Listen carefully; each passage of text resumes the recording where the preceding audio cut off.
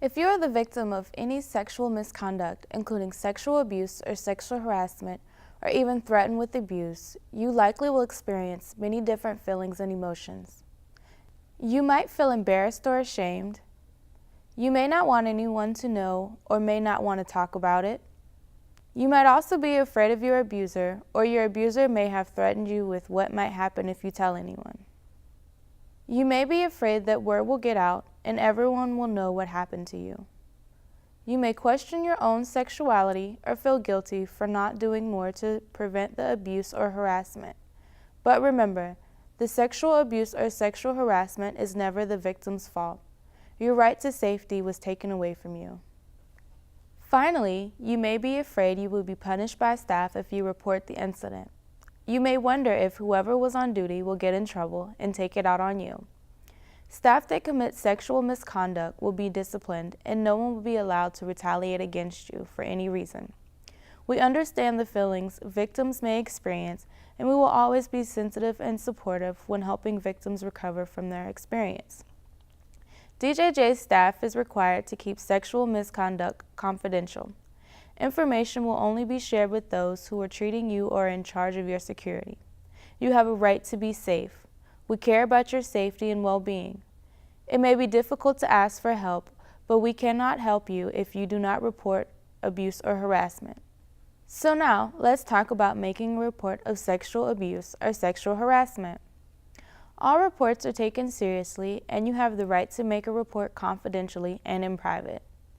You may have to ask permission to use a telephone to make this report, but staff must allow you to call the abuse hotline. For safety reasons, this may not always be immediate and may require you to be patient while staff ensures there is adequate coverage. Staff may even dial the telephone so that you reach the correct number, but they will be required to move away and not listen. First, let's talk about the options for making a report. One way you may make a report of sexual misconduct is by telling any adult at this facility, including staff, volunteers, or contractors. Everyone at this facility is trained to receive reports, to take appropriate action if they witness sexual abuse or sexual harassment, and to respond immediately if they learn of any threat of sexual abuse. Anytime you tell a staff member, volunteer, or contractor about your sexual abuse or sexual harassment, it is considered a formal report.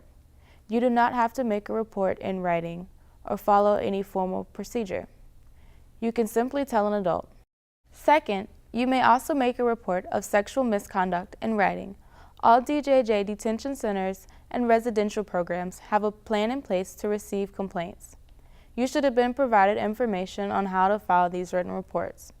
Third, reports do not have to be made to a person inside our facility. A family member, friend, or other person you trust outside the facility can make the report for you. This is called a third-party report because it is not made directly by you or your abuser, but by a third person. That person can make the report for you by calling the DJJ Incident Reporting Hotline or the Florida Child Abuse Hotline. These numbers are posted throughout the facility on posters and can also be found on the DJJ website. Finally, you can call the toll-free PREA hotline number listed on posters all around the facility. This is a lot to remember, so we have provided you with information to take with you to read later.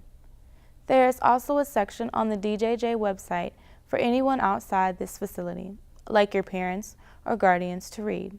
Also, you can always talk to an adult at this facility and ask questions.